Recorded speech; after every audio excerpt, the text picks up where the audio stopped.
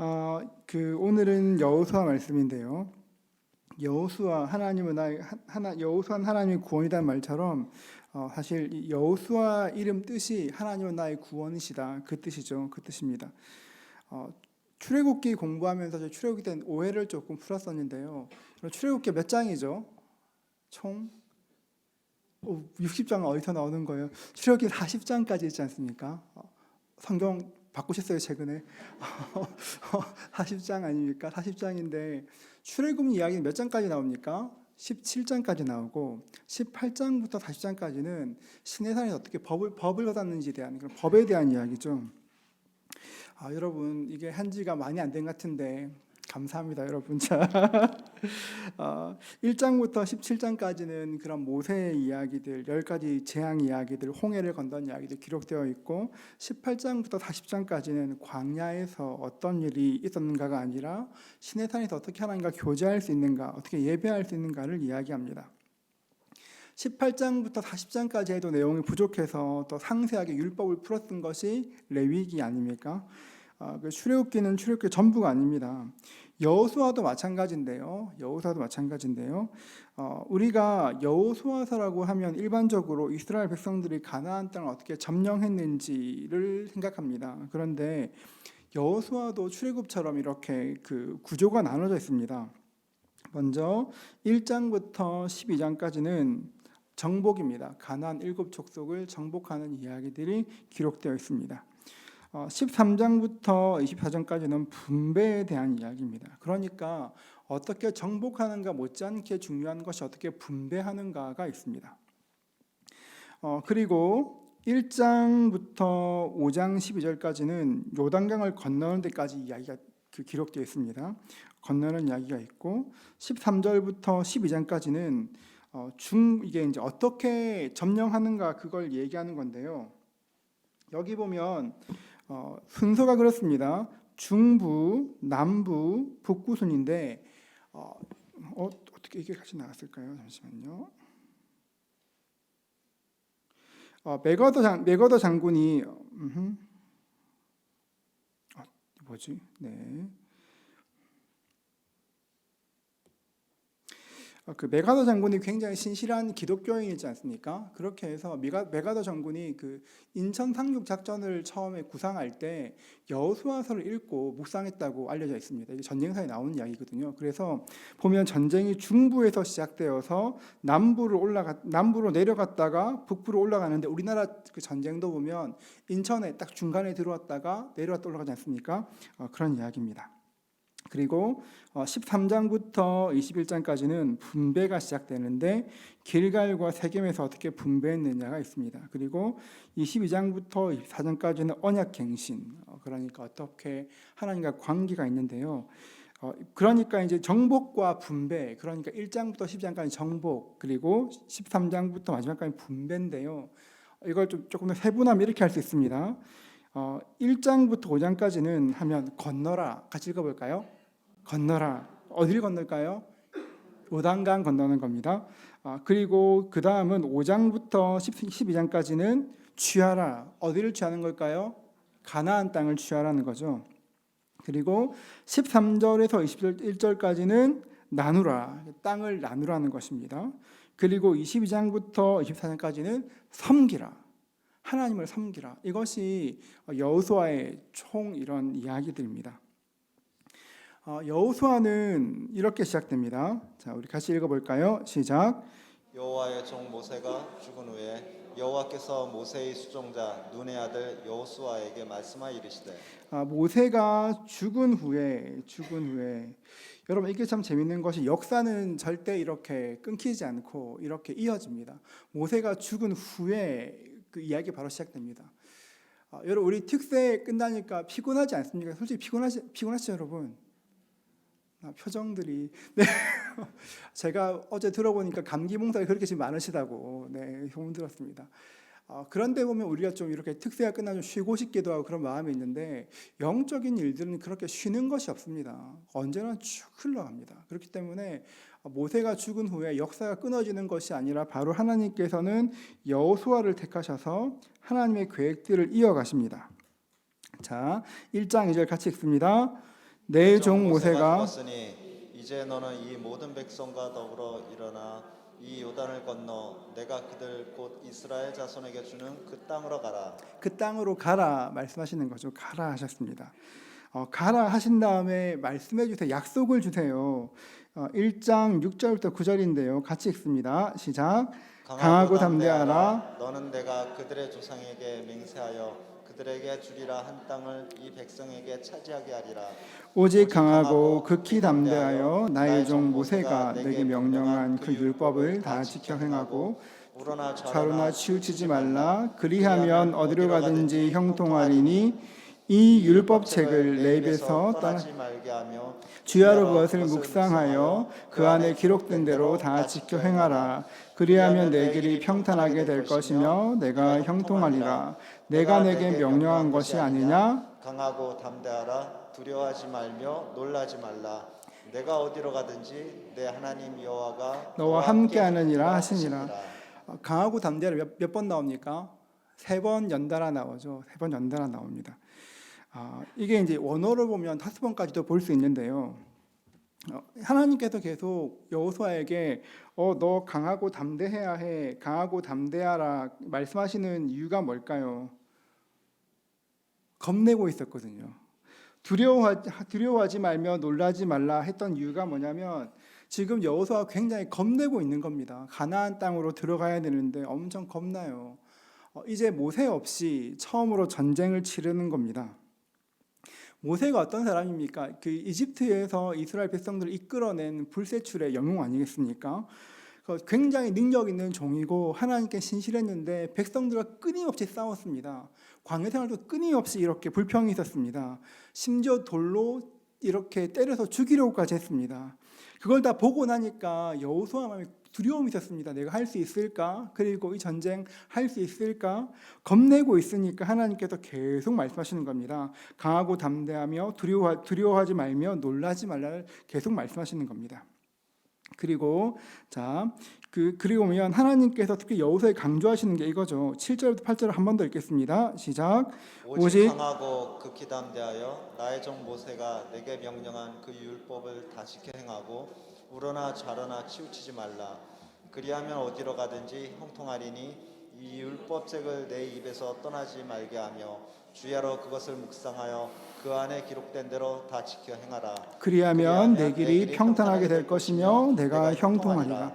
여러분, 그러니까 하나님께서 지금 이스라엘 백성들에게 어떻게 가나안을 점령할 수 있을지를 말씀하시는데 하시는 말씀이 뭐냐, 그렇게 하면 어떻게 이스라엘 백성들을 통솔할 수 있을지 경영의 전략을 주시는 것도 아니고 어떻게 이길 수 있을지 전쟁의 전략을 주시는 것도 아니고 계속 강조하시는 것이 율법을 지켜 행하고, 계속 반복되는 것이 율법을 지켜 행하고 율법책을 내 입에서 떠나지 말게 하며, 이렇게 이야기합니다. 그러니까 지금 사실 여호수아가 필요한 건 전략, 어떻게 사람들을 잘 통솔할 수 있을까, 전쟁할 수 있을까 하는 것인데 하나님은 계속 율법을 잘 지키라고 말씀하십니다. 여러분, 이게 민수기에 나왔던 패턴입니다. 민수기에 보면 가나안 땅으로 출발하기 전에 1장부터 9장까지는 가나안 땅으로 출발하기 전의 일이 기록되어 있는데요. 가나안 땅으로 출발하기 전에 이스라엘 백성들이 어떤 건지 기억나십니까? 제사장들을 세워 성결하게 했습니다. 제사장들을 성결하게 했고, 그 다음 한가 뭐냐면 성막의 위치를 정했습니다. 움직일 때, 머무를 때 성막이 어디 있는가 기억나시죠, 여러분? 어디에 머물렀습니까? 가운데. 그러니까요, 항상 하나님 중심을 얘기한 겁니다. 똑같이 이렇게 처음에 가나안 땅에 갈 때도 항상 하나님과의 관계를 말씀하셨던 것처럼 여호수아에게도 똑같이 말씀하시는 겁니다. 여호수아에게 이 전쟁은 여호수아 네가 싸우는 것이 아니라 내가 싸우는 거야, 하나님이 싸우는 거야 이야기하시는 겁니다. 그러니까 내가 하나님의 율법을 입에서 떠나지 말게 하고 주야로 묵상하고 그 안에 기록된 것을 다 행하면 내 길이 형통하고 평탄하고 형통하게 될 것이라고 이야기합니다. 우리한테는 그게 있습니다. 우리한테는 세상의 룰이 있다고 생각합니다. 세상에는 세상의 룰이 있고 세상에선 세상의 싸움 방식이 있다고 생각합니다. 그런데 성경은 그런 모든 것을 뛰어넘는 그 하나님의 방법, 법이 있다고 말씀하십니다. 그게 뭐냐면 이 땅 가운데 세상의 그런 룰로 싸우는 것이 아니라, 세상의 방법으로 싸우는 것이 아니라 하나님 말씀에 순종하면 이길 것이다가 여호수아에게 말씀하시는 겁니다. 마찬가지입니다. 우리도 세상 살다 보면 많은 지혜가 필요합니다. 사람들과 관계도 해야 되고 일도 해야 되고 많은 도움이 필요한데 어떻게 하면 이렇게 편하게 잘할 수 있을까 생각할 수 있지만, 훨씬 더 중요한 게 뭐냐, 그렇게 하면 하나님께서 어떻게 생각하시나 하나님의 관점을 기억해야 되는 것입니다. 그래서 이렇게 얘기하죠. 같이 한번 읽어볼까요? 시작. 하나님 말씀에 순종하면 세상의 룰을 뛰어넘는다. 하나님 말씀에 순종하면 세상의 룰을 뛰어넘을 수 있습니다. 저는 이거 확신합니다, 여러분. 우리 성도들에게 하나님의 룰보다 더 뛰어난 것은 없습니다. 하나님 말씀에 순종하면 세상이 요구하는 것들이 수많은 것들이 있지만 뛰어넘을 수 있습니다. 가나안 땅으로 들어가기 위해서는 반드시 요단강을 건너야 되는데, 요단강입니다. 여기가 지금 요단강에서 가장 넓은 곳 중에 하나입니다. 지금 우리가 지금 요단강 건넌다 할 때 별로 감이 안 들지만 여기 진짜 넓은 곳, 좁은 곳은 어떠냐, 좀 좁은 곳은 어떠냐, 그렇게 하면 이 정도. 여기가 이제 보면 여기가 어디냐면 요르단이거든요. 요르단이고 그 국경 근처에 굉장히 좁은, 여기는 거의 30cm 될까요? 요단강이 진짜 지금은 좁습니다. 왜냐 그렇게 하면 이스라엘 전체가 그 요단강이 그 갈릴리에서 사해까지 내려가는 그 강이 요단강인데요. 지금 갈릴리에서 농사를 엄청 많이 짓습니다. 오렌지 농사. 여러분이 드시는 오렌지의 3분의 2는 캘리포니아나 그 이스라엘 요바에서 나오는 겁니다. 갈릴리에서. 그러니까 농사를 너무 물을 많이 끌어서서 아마 한 8년 뒤에는 학자들의 연구에 의하면 이 요단강이 마를 거라고 생각하거든요. 8년 뒤에 여러분 성지순례 가시면 요단강은 없습니다. 요단강 건널이 안 됩니다. 그런데 이 당시에는 굉장히 넓은 강이었습니다. 이 당시에는 굉장히 넓고 깊은 강이었습니다. 보면 그냥 이 강이 그나마 좀 보기 좋으니까 이걸로 할게요, 여러분. 이건데요. 여러분 이제 그 이스라엘 백성들, 이집트에서 나온 사람들은 홍해를 건넜습니다. 그렇죠? 그리고 지금 가나안 들어간 사람들은 그 요단강을 건너고 있습니다. 홍해와 요단강 건넌 것 중에 난이도가 어느 게 더 높았을까요? 그럴 것 같죠? 아니에요, 여러분. 요단강이 훨씬 힘들었어요. 왜냐 그렇게 하면 홍해는 밤새도록 하나님 말려 놓으셨거든요. 그러니까 나는 그냥 마른 길로 들어가면 되는 거예요. 근데 말씀 보면 자, 3장 13절 같이 읽습니다. 시작.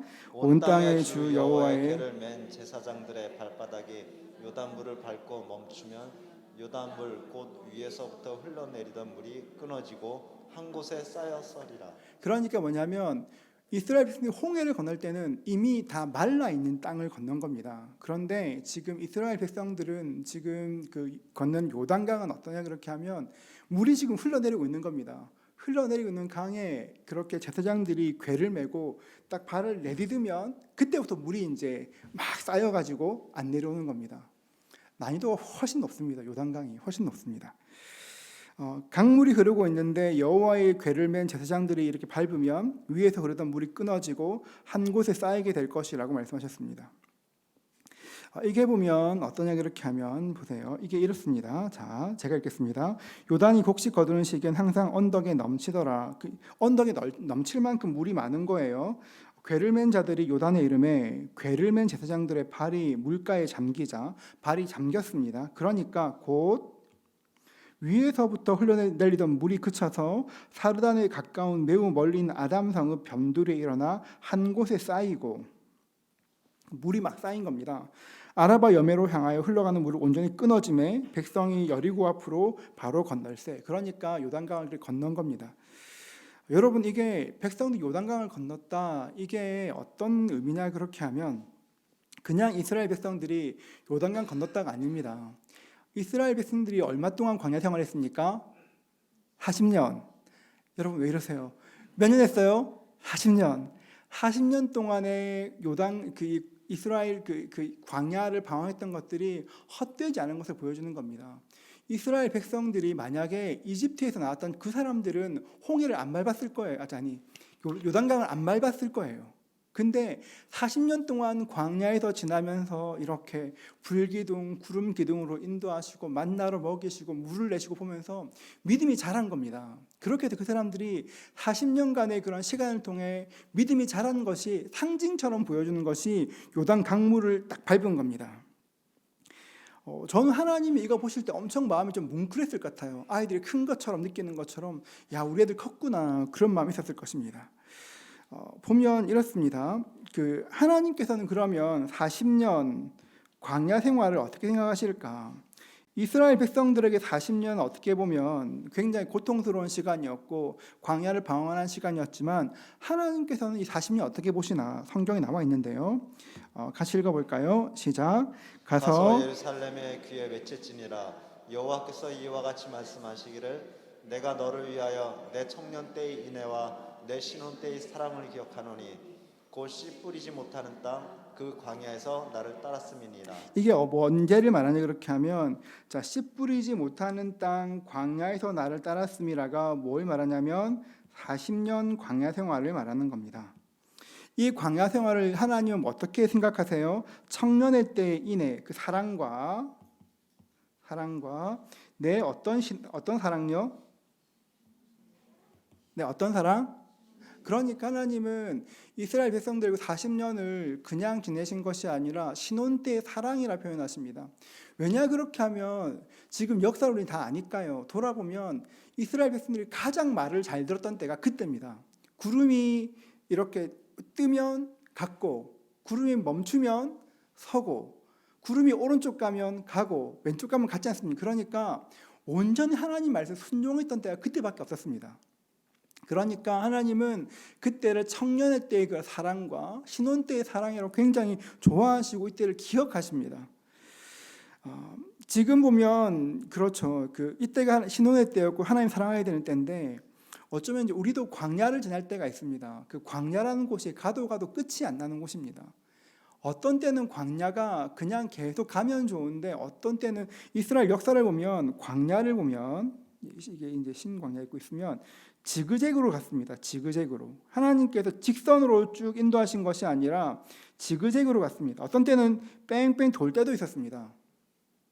우리가 인생길을 갈 때 뺑뺑 돌거나 지그재그로 가면 굉장히 마음이 힘들지 않습니까? 그런데 기억해야 될 것은 하나님은 이때도 그냥 아무 의미 없이 지그재그로 하시는 것도 아니고 내 인생 뺑뺑이 돌리는 것도 아닙니다. 하나님께서는 이유가 있으시다. 그래서 광야 40년 생활을 통해서 이스라엘 백성들의 믿음이 굉장히 좋아졌습니다. 지금부터 계속 보이는 자체가 엄청 좋아진 걸 보여주는 겁니다. 보면 이스라엘 백성들이 홍해를 건넜습니다. 홍해를 건넌 뒤에 어떤 건지 기억나십니까? 홍해를 건넜어요. 뭐 했을까요? 춤추며 노래했습니다. 춤추며 노래하며 하나님을 찬송했습니다. 그런데 보면 지금 요단강을 건너고 나면 춤추고 노래하지 않습니다. 기념비를 세웁니다. 왜 기념비를 세우냐 그렇게 하면 이건 내가 하는 것이 아니라 하나님 하신 거지 하나님이 인정해 드리는 겁니다. 이스라엘 백성들이 엄청 영적으로 성장한 거예요. 그래서 이제 하나님께서 처음에 우리 얘기했던 것처럼 여리고가 가나안 땅에 들어갈 때 가장 중요한 것은 하나님이 싸우시도록 율법을 잘 지키는 것, 언약을 지키는 것, 하나님 말씀을 지키는 것이 중요하지 않았습니까? 이제 그게 그대로 나오게 되는 것입니다. 자, 보면 이다음 말씀 봅시다. 이다음 말씀 5장 2절을 보면 그때 여호와께서 여호수아에게 이르시되 너는 부실돌 칼로 만들어서 이스라엘 백성들에게 다시 할례를 행하라고 했습니다. 할례를. 그러니까 지금 이 여리고를 무슨 여리고겠어요, 여러분. 요단강을 건넌 직후입니다. 그러니까 요단강 건너면 바로 여리고가 코앞에 있어요. 거기 있는데 지금 뭐 하냐면 할례를 행하는 겁니다. 그러니 백성들이 할례를 아파서 못 움직이거든요. 만약에 여리고성에서 나오면 다 죽는 겁니다. 그런데 하나님이 하라 하니까 합니다. 그거를. 암만 하지 않고 하나님 시키니까 예 주님 합니다. 그 다음 말씀 뭐냐 그렇게 하면 5장 10절을 보면 또 이스라엘 자손이 길가에서 진쳤고 그달 14일 저녁엔 여리고 평지에서 유월절을 지켰으며 라고 이야기합니다. 그러니까 할례는 이 사람들이 하나님의 백성이다를 말하는 겁니다. 유월절은 이스라엘 백성 전체가 할례가 보면 그 남자들에 대해서 하나님 백성을 얘기했다면 6월절은 이스라엘 백성 전체가 하나님의 백성인 것을 상징적으로 보여주는 겁니다. 그래서 보면 할례는 개인의 구별을 위해서, 구별이 거룩 아니겠습니까? 개인의 거룩을 위해서 할례를 했고 공동체의 그런 그 거룩을 위해서 유월절을 시켰습니다. 지금 여러분 이게 되게 여리고성 앞에서 심각한 상황입니다. 여리고성이 눈앞에 있는데 싸움 준비를 안 하고 할례를 행하고 유월절을 계속 지킵니다. 왜 그러냐, 그렇게 하면 아까 말씀드렸던 것처럼 가나안 정복 전쟁의 주체가 하나님이시다는 걸 말씀하시는 것이고, 또 하나 가나안 정복 전쟁은 약탈 전쟁이 아니다. 일반적으로 당시 고대 전쟁은 약탈 전쟁이었습니다. 약탈 전쟁이었지만 그런 거 아니다. 하나님과의 약속을 이루기 위한 언약의 전쟁이지 약탈이 아니라는 것을 말씀하시는 것입니다. 그렇기 때문에 계속 순종해라, 구별되라 말씀하시는 것입니다. 하나님께서 왜 이렇게 반복적으로 계속 말씀하실까요? 왜 반복해서 순종하라고 말씀하실까요? 그 이유가 뭘까요? 이렇게 계속 순종하라고 계속 말씀하신 이유가 뭐냐면 우리는 생각보다 눈에 보이는 것에 굉장히 약하기 때문에 그렇습니다. 나는 굉장히 믿음 좋은 것 같아요. 눈 감을 때 믿음이 너무 좋은데 눈 딱 뜨면 믿음이 없어지는 겁니다. 제가 예전에 이제 부산시장 이렇게 그 선거 나가신 분 선거 캠프에 예배 드리러 간 적이 있습니다. 낙선하셨어요. 떨어졌어요. 그런데 거기 갔는데 제가 기도 제목 물었어요. 집사님 뭐가 제일 힘드세요? 하니까 하시는 말씀이 악수하는 게 제일 힘들어요 하셨습니다. 악수하는 거. 그래서 악수할 때 너무 손 세게 잡지 않도록 기도해 주세요 하셨는데 제가 물었어요. 악수 안 하면 안 됩니까? 물어보니까 진짜 사람이 신기한 게 이 사람이 약간 중도 성향 같으면 악수하면 표를 준대요. 사람이 그렇대요. 그냥 만나서 그냥 별것 아닌 것 같은 스킨십인데도 보고 나면 그게 마음이 좀 흔들리는 게 있대요. 그래서 선거 끝나는 그날까지 계속 악수해야 된다 말씀하셨거든요. 사람은 눈에 보이는 게 굉장히 약합니다. 피부에 느끼는 약합니다. 여리고성은 굉장한 성입니다. 이게 여리고성인데 인류 최초의 성 중에 하나입니다. 그러니까 그 전 인류 역사상 최초의 성 중에 하나고 이게 이중 성벽입니다. 이중 성벽이 있어서 이런 밖에 성벽이 있고 안쪽 성벽이 있습니다. 그런데 이 둘 사이에 거리가 있을 뿐 아니라 이게 약간 비스듬하게 이렇게 있어가지고 이렇게 적들이 기어 들어오면 즉각 이렇게 처리할 수 있도록 굉장히 탄탄한 성입니다. 이게 그 당시에 볼 때는 최첨단 기술입니다. 우리 뭐 롯데타워 가면 보는 것처럼 와 신기하다는 것처럼 엄청난 첨단 기술인 겁니다. 그러니까 이때까지 이스라엘 백성들이 40년 동안 광야를 헤맸습니다. 광야 헤매면서 맨날 본 게 하늘의 별 보고 땅에 뭐 이렇게 양 보고 했는데 오늘 갑자기 저 엄청난 딱 건물이 딱 들어온 겁니다. 얼마나 그런 위압을 느꼈을까요? 이건 이제 그게 서울 사시는 분들은 느낌이 잘 안 올 텐데 부산 살 때 이렇게 기차 타고 이렇게 오면요 여의도에 그 63 빌딩이 보이면 서울역 들어가기 전에 서울인가 보다 모르세요? 그런 느낌이 있습니다. 그런 것처럼 여리고를 딱 보는 순간에 우와 하는데 그때 하나님께서 그때 우와 하지 않고 기도하도록 계속 반복해서 훈련시키는 겁니다. 바꿔 말하면 평상시에 하나님 말씀으로 훈련받지 않으면 눈에 보이는 것을 절대 이길 수 없습니다. 평상시에 하나님 말씀을 읽지 않고 그 말씀 묵상하지 않고 그 말씀에 기록된 대로 지키지 않는 사람들은 눈에 보이는 것이 나를 압박해 올 때 절대 못 이깁니다. 이건 절대라고 말해야 됩니다. 못 이깁니다, 여러분. 왜 우리가 평상시에 하나님 말씀을 읽습니까? 왜 한 구절 묵상 왜 하는 거예요, 여러분? 왜 합니까? 이게 평상시에 하나님 말씀을 심령에 우리 영혼에 넣어 놓아야 결정적인 순간 힘이 생깁니다. 마찬가지입니다. 지금 이스라엘 백성들은 굉장히 두려운 상황이었지만 그 상황을 돌았습니다. 제가 나중에 영상 하나를 보여드리고 싶었는데 영상이 안 보여가지고 얼마 전에 저에게 유치부에서 여리고를 돌았거든요. 그 굉장한 영상이 있는데 제가 올렸는데 못 찾아가지고 그렇습니다. 아무튼 그렇습니다. 보면 한 바퀴 이렇게 매일 한 바퀴씩 돌고 마지막 날 7바퀴를 돌고 야 했을 때 성벽이 다 무너졌습니다. 굉장한 일이죠. 이스라엘 백성들에게 어떤 게 필요했냐면 하나님께서 순종해야 돼, 순종해야 돼, 순종하면 이겨 계속 말씀하셨는데 실제로 그 눈으로 볼 수 있는 게 필요했는데 첫 번째 대상이 뭐냐 그렇게 하면 여리고 성벽이 딱 무너지는 거 보니까 아 맞구나 말씀대로 순종하면 되는구나 확신을 주는 굉장히 중요한 전쟁이었습니다. 그런데 이제 이 다음 말씀이 조금 이제 어려워요. 이 다음 말씀 어려워요. 사실 이게 되게 어려운데요. 여호수아 6장 20절 같이 읽습니다. 시작. 그 성 안에 있는 모든 것을 온전히 바치되 남녀노소와 소와 양과 나귀를 칼날로 멸하니라. 이게 왜냐하면 이 현대인들은 굉장히 힘든 말씀이죠. 하나님께서는 그 성에 있는 모든 것을 완전히 바치되 남녀노소와 사람과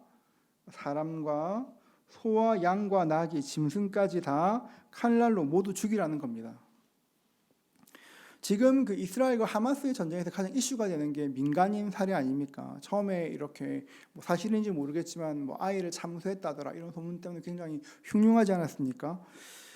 그러니까 이게 보면 현대인들은 이 말씀, 그 여호수아 말씀 이것 때문에 굉장히 힘들어합니다. 근데 일단 보면 일단 지금 전쟁에서 일어난 상관이 없는 것들인데 사람은 다 죽이고 이렇게 사람은 다 죽이고 물건은 불살라서 완전히 초토화시키는 것들을 뭐라면 헤렘이라고 합니다. 헤렘이라고 합니다. 헤렘.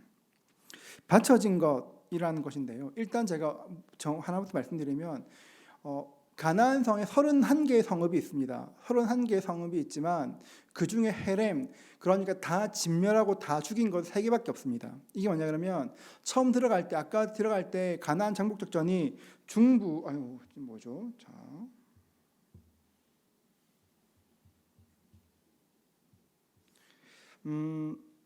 보면 아까 가나안 정복 작전을 중부, 남부 그리고 북부 순으로 정령했는데요.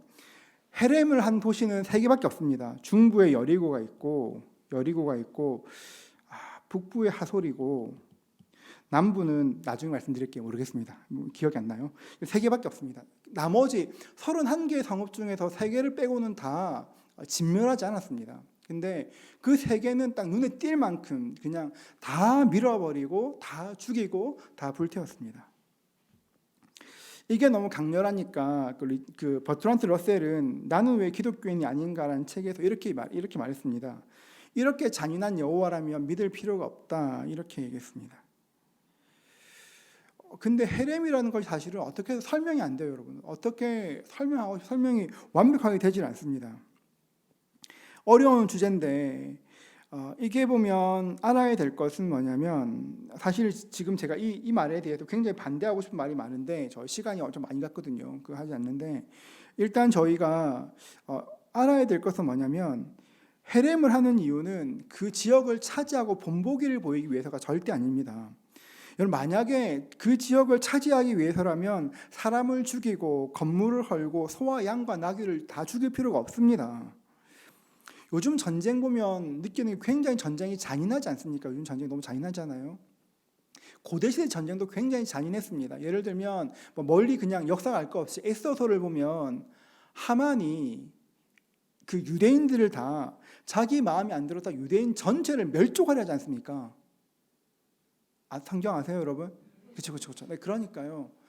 굉장히 그 시대의 잔인한 전쟁들이었습니다. 그러니까 그런 게 있었는데 우리가 이해하는 그 헤렘에 대한 기본적인 생각은 죄에 대한 심판입니다. 심판. 헤렘은 심판입니다. 심판. 죄를 지으면 멸한다. 이게 심판입니다. 이게 헤렘의 의미인데요. 그 보라 통독에서 이상준 목사는 헤렘을 어떻게 말하냐면 관점의 차이라고 설명합니다. 이거 안 나와 있네요. 관점의 차이라고 설명합니다.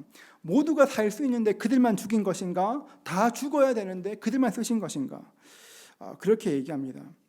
그런데 우리가 알아야 될 것은 헤렘이라는 것이 하나님께 일방적으로 이스라엘 편들어 주신 게 절대 아닙니다. 너네는 약속의 민족이니까 다 죽여. 그게 절대 아니에요, 여러분. 자, 우리 23장 13절 말씀 같이 읽어볼까요? 시작. 확실히 알라 너희 하나님 여호와께서 이 민족들을 너희 목전에서 다시는 쫓아내지 아니하시리니 그들이 너희에게 올무가 되며 덫이 되며 너희의 옆구리에 채찍이 되며 너희의 눈에 가시가 되어서 너희가 마침내 너희의 하나님 여호와께서 너희에게 주신 이 아름다운 땅에서 멸하리라. 이스라엘 백성들이, 그러니까 이스라엘 백성들이 가나안 족속들의 죄를 벌하며 헤매했던 것처럼 이스라엘 백성은 똑같은 죄를 짓습니다. 성경 보면 똑같은 죄를 짓고 똑같이 벌받고 똑같이 무너집니다. 하나님은 공의로우십니다. 어렵죠, 여러분. 이게 되게 어려운 주제인데요. 제가 조금만 더 말씀드리면 신학적으로 명쾌하게 설명하기 안 쉬운 것 같아요. 아무리 제가 진짜 엄청 고민 많이 했는데 딱 떨어지는 설명은 잘 없는데 그냥 살다 보니까 어떤 걸 느끼냐 그렇게 하면, 여러분 어떤 일이 이렇게 있을 때 아주 작은 일인데 그 일이 단초가 돼서 전부가 망쳐지는 일이 간혹 있지 않습니까? 하나님이 그런 마음이 있었던 것 같아요. 처음부터 니네 정신 차려야 돼, 그런 마음을 하시지 않았을까, 그런 것 같습니다. 하나님께서는 죄에 대해서 굉장히 싫어하십니다. 그리고 죄에 대해 심판하십니다. 여러분 아셔야 돼요. 우리는 예수 그리스도의 긍휼을 힘입지만 하나님은 죄를 굉장히 싫어하시는 분이십니다. 자, 이렇게 해서 땅을 이제 점령하였습니다. 그다음 나누라인데요. 13장 1절 같이 읽습니다. 시작. 여호수아가 나이가 많아 늙음에 여호와께서 그에게 이르시되 너는 나이가 많아 늙었고 얻을 땅이 매우 많이 남아 있도다. 이게 그런 거예요. 여호수아는 이때가 나이가 많이 늙었고 땅이 많이 남았습니다. 엄청 남았습니다. 이게 얼마나 남았냐 그렇게 하면 이게 이제 그 보면 이게 이게 어떠냐 그렇게 하면 이게 엄청 남은 겁니다. 엄청 남았어요. 엄청 남았는데요. 이게 지금 전체를 차지한 게 이건 이제 그 차지한 게 아닌데요. 많이 남았습니다. 그런데 어떤 땅이 남았냐면 특별히 14장 6절 제가 읽겠습니다. 그때 유다 자손이 길갈에 있는 여호수아에게 나오고 그니스 사람 여분네 아들 갈렙이 여호수아에게 말하되 여호와께서 가데스 바네아에서 나와 당신에게 대하여 하나님의 사람 모세에게 이르신 일을 당신이 아는 바라. 그러니까 지금 아직 다 점령이 끝나지 않았는데 지금 이렇게 그 갈렙이 나온 겁니다. 소위 말해 지분을 요청하는 겁니다. 나 지분을 주십시오라고 하는 겁니다. 그런데 어떻게 했냐 그렇게 하면 14장 12절을 보면 같이 읽을까요? 자, 시작. 그날에 여호와께서 말씀하신 이 산지를 지금 내게 주소서. 당신도 그날에 들으셨거니와 그곳에는 아낙 사람이 있고 그 성읍들은 크고 견고할지라도 여호와께서 나와 함께 하시면 내가 여호와께서 말씀하신 대로 그들을 쫓아내리이다 하니. 이게 되게 재밌는 말씀입니다. 지금 그날에 지금 보면 이 산지를 내게 주소서 말은 일반적으로 여러분 어떤 사람이 나한테 이런 개국 공신이에요. 그러면 어떤 걸 주장할 때 좋은 걸 달라 말하지 않습니까? 근데 갈렙은 가장 험준한 것, 가장 안 좋은 것, 가장 점령하기 어려운 것을 이 산지를 달라고 이야기합니다. 그 산지는 아낙 사람이 있고 여러분 이스라엘 사람들이 우리 메뚜기 같아 할 때 본 사람들이 아낙 사람이었잖아요. 굉장히 큰 사람들이 있고 그 성읍들은 크고 견고할지라도 방어도 엄청 잘 된 곳들이에요. 그런데 하나님께서 함께 하시면 내가 쫓아낼 겁니다. 험준하고 힘든 곳을 달라고 지금 갈렙이 얘기하는 겁니다. 근데 여러분 갈렙 영어 이름에서 여러분 조슈아는 많이 들으셨죠, 여러분? 그렇죠? 엄청 많잖아요. 갈렙이란 이런 케일럽 들어보셨어요? 거의 없습니다. 갈렙 뜻이 뭐냐면 개입니다. 개, 멍멍. 전형적인 노예 이름이죠. 학자들도 랍비들도 굉장히 신기한 거, 어떻게 갈렙이 보면 그나스랑 갈렙이라 말하잖아요. 그나스는 그 출애굽기 보면 가나안 지역이거든요. 어떻게 가나안 사람의 갈렙이 유다의 그런 대표인지 아무도 몰라요. 진짜 이게 되게 불가사의한 것인데 갈렙이 그러니까 이스라엘 사람들에게도 썩 그렇게 대표긴 하지만 존중받지 못할 이런 일도 있었을 것 같아요. 그래서 굉장히 이런 그 어려움들이 있었습니다. 그런데 일단 다시 넘어가면 지금 갈렙이 나와서 말하는 겁니다. 근데 지금 갈렙이 유다의 대표거든요. 유다는 이스라엘 가장 힘 있는 지파입니다. 가장 힘 있는 지파의 대표가 된 거예요. 그래서 지금 말하길 이 산지를 내게 주소서라고 얘기합니다. 주소서. 자, 그래서 오면 점령합니다. 여호수아 14장 15절을 보면 헤브론의 옛 이름은 기럇 아르바라. 아르바는 아낙 사람들 가운데 가장 큰 사람이었더라. 기럇 그러면 점령한 땅 이름이 뭐라고요? 기럇 아르바인데 아르바는 이름이에요. 이름이고요. 이름이고 여기 있는 기럇은 집이에요. 그러니까 아르바의 집이에요. 얼마나 그 도시가 그러냐 그렇게 하면 그 성 그러니까 아낙 사람 중에 가장 큰 사람들이 거하는 그 성을 지금 85세의 노인이 달라고 이야기하는 겁니다. 왜 갈렙은 그 땅을 가장 어려운 땅을 달라 그랬을까요? 지금 보면 기럇 아르바인데 그 지금 이름이 뭐라고요? 헤브론. 여러분 헤브론이 어떤 땅인지 혹시 기억나십니까? 헤브론이 어떤 땅일까요? 무덤이 있습니다. 누구의 무덤이 있을까요? 아브라함이 있고 하라가 있고 이삭이 있고 리브가가 있고 야곱이 있고 레아가 있고 그러니까 선산 같은 겁니다. 상징적인 것이죠. 거기를 자기가 이렇게 점령했습니다. 그리고 또 하나 이 기럇 아르바가 38년 전에 처음에 그 가나안 정탐 왔을 때 이스라엘 백성들을 좌절케 한 바로 그곳이었을 겁니다. 그러니까 내가 정복하겠다. 하나님의 약속이 어떻게 이루는지 보자라고 덤벼든 겁니다. 그때 얘기했지 않습니까? 아무리 강해도 그 사람들은 밥이라 말했던 것처럼 진짜 주시는지 보자. 이제 믿음을 시험한 것이죠. 결국 그래서 취했습니다. 이게 뭐가 중요하냐 그렇게 하면 갈렙에게는 하나님 나라를 향한 목마름이 있었습니다. 목마름. 내가 유대인은 아니지만 하나님 나라의 백성으로 하나님의 귀한 일에 참여하고 싶은 강한 열망이 있었어요. 목마름. 하나님의 백성으로 살고 싶은 목마름이 있었고 열망이 있었습니다. 그러니까 85세의 나이로 그 험준한 성에 들어가서 정복해서 봐라 하나님 약속은 이루어진다라고 선포했던 것이고 그 우리 선산들을 찾아온 것입니다. 하나님이 이 열심을 진짜 귀하게 보셨습니다. 정말 귀하게 보셨습니다. 그렇게 해서 이렇게 정복 전쟁이 일단락됩니다. 여기서 하나만 더 보면 그래서 보면 보세요 여러분 여기에 이렇게 지금 지파들이 있는데 이게 보면 요단 동쪽 서쪽인데요. 하나님께 주신 가나안은 어디냐 그렇게 하면 여기입니다. 여기예요. 근데 지금 여기 있는 므낫세 반지파와 갓 지파와 루벤 지파는 여기가 가보면 땅이 진짜 좋습니다. 딱 여러분이 이 어떤 느낌이냐 그렇게 하면 이스라엘 국경 베시안을 넘어서 이렇게 딱 가서 보면 이쪽 지역 땅이 진짜 비옥하고 좋아요. 엄청 좋아요. 그렇게 하니까 므낫세 반지파와 갓 지파와 루벤 지파는 약속의 땅에 들어간 겁니까? 안 간 겁니까? 안 간 겁니다, 여러분. 근처까지는 갔어요, 여러분. 근처는 갔어요. 근데 못 들어갔어요.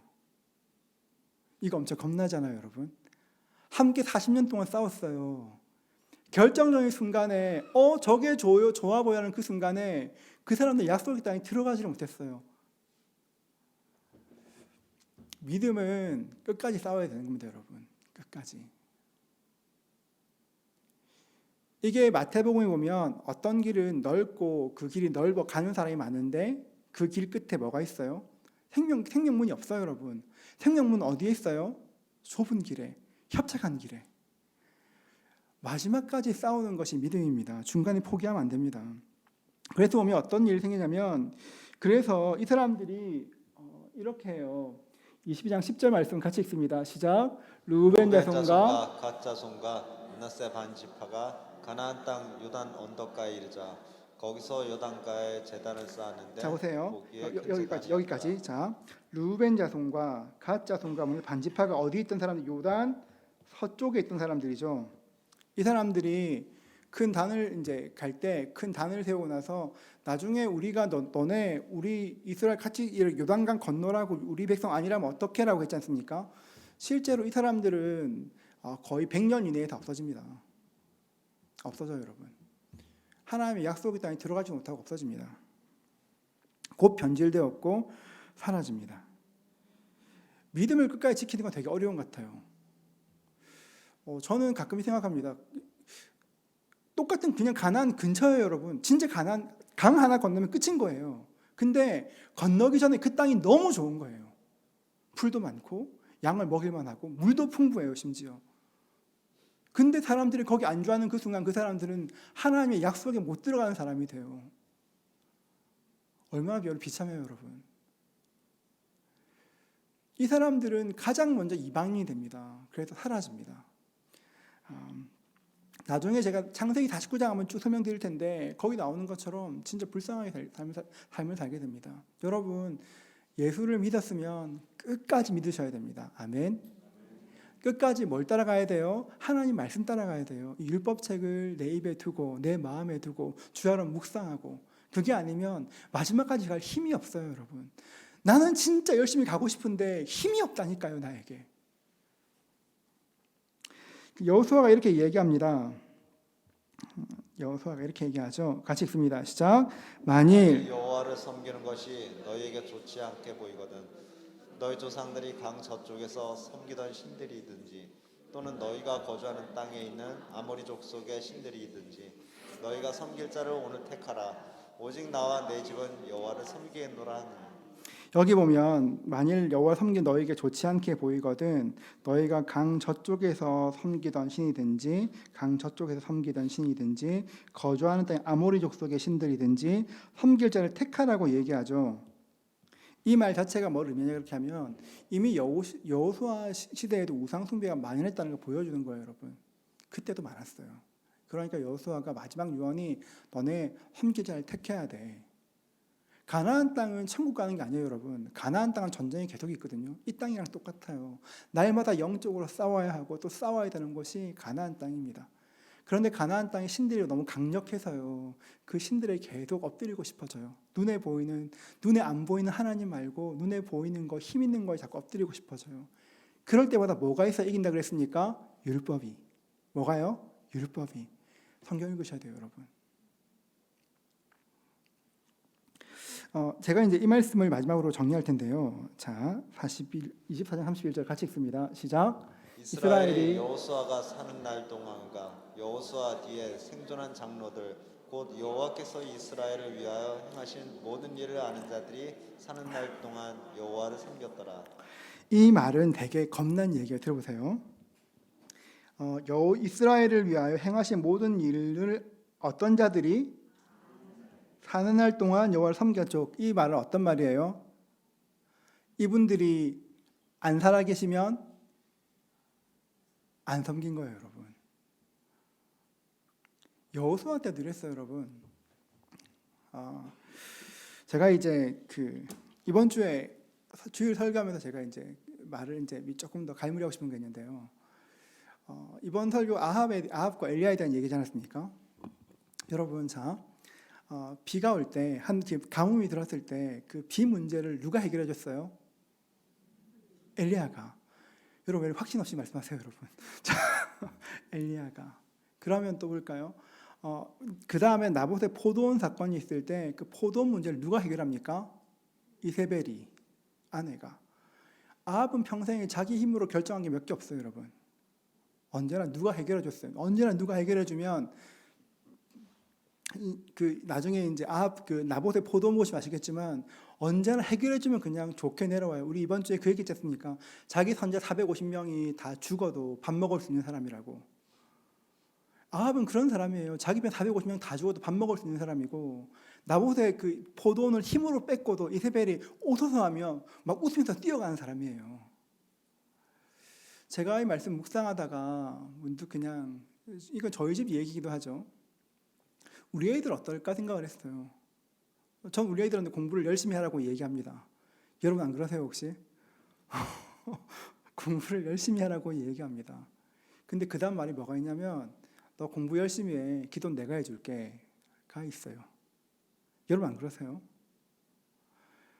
조금 더 해볼까요? 애들 직장 갑니다. 직장 취업 준비 요새 얼마나 힘들어요. 애들 열심히 취업 준비하죠. 그러면 누가 기도해줘요?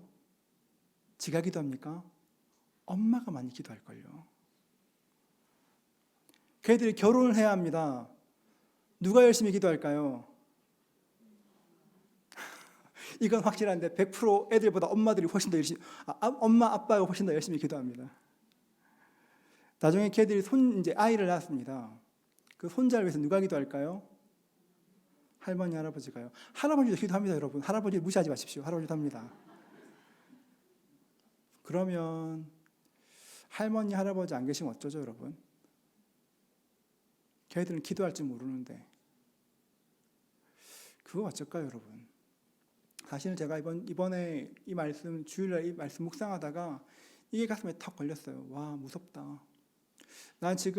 저도 지금 아버지의 기도로, 어머니의 기도로 여기까지 와 있는데, 야, 우리 애들도 그럴 텐데 쟤들 기도 열심히 할까 생각이 듭니다.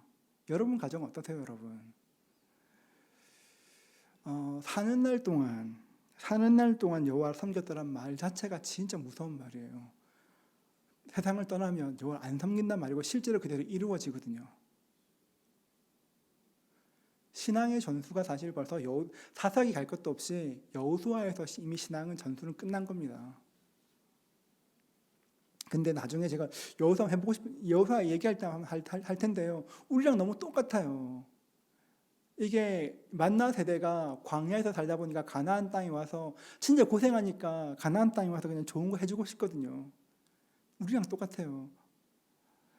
지금 애들하고 우리랑 다르게 살지 않았습니까? 그러니까 좋은 거 주고 싶은 게 우리 마음인데 어떻게 하다 보니 신앙 전수가 쉽지 않다 생각이 듭니다. 여러분들 가정에서 아이들이 기도할 수 있도록 도와주십시오. 쉽지 않을 겁니다. 어쩌면 여러분도 한참 나이가 들어서 기도를 시작하신 분도 계실 거예요. 내가 이렇게 한참 동안은 부모님 기도로 살다가 어느새 내가 정신 들고 내가 기도해야지 했던 분도 많이 계실 텐데 여러분 꼭 아셔야 돼요. 모든 일을 아는 자들이 사는 날 동안 여호와를 섬겼다는 말만큼 무서운 말은 없어요. 한국 교회도 마찬가지입니다. 그래서 우리가 해야 될 게 뭘까요? 우리는 계속 말씀과 기도로 돌아갑니다. 여러분 할 수 있는 게 별로 없어요. 애들한테 얼마를 줘야 애들이 그렇게 기도할까요? 저희 교회 어느 자매님께서 그러셨거든요. 지금은 이제 그렇지만 아이 한번 교회 올 때마다 5만 원씩 주신 분이 계십니다. 저 그 마음이 너무 귀해서 정말 많이 기도했었어요. 주님 저 마음 좀 기억해 주시라고. 쉽지 않은 일입니다. 믿음의 전투란 건 쉬운 일 아닙니다, 여러분. 그래서 지금 기도하지 않으면 나중엔 진짜 힘든 여러분에게 그런 가정을 위한 기도가 있기를 축복합니다. 자, 이제 마지막 하나만 정리하고 끝낼게요, 여러분. 가나안 땅에서 승리할 수 있는 비결이 뭡니까? 율법책을 가까이 하고 묵상하고 가까이 두는 겁니다. 하나님 말씀을 가까이 하십시오. 다음 주에 한 구절 묵상 나옵니다. 다음 주에 한 구절 묵상 나올 때 여러분 잘 가져가시고 묵상하시고 가까이 하시고 말씀을 여러분에게 심으시고 자녀들에게 심으시고 그러시면 좋겠습니다. 그네가 있기를 주의 이름으로 축복합니다.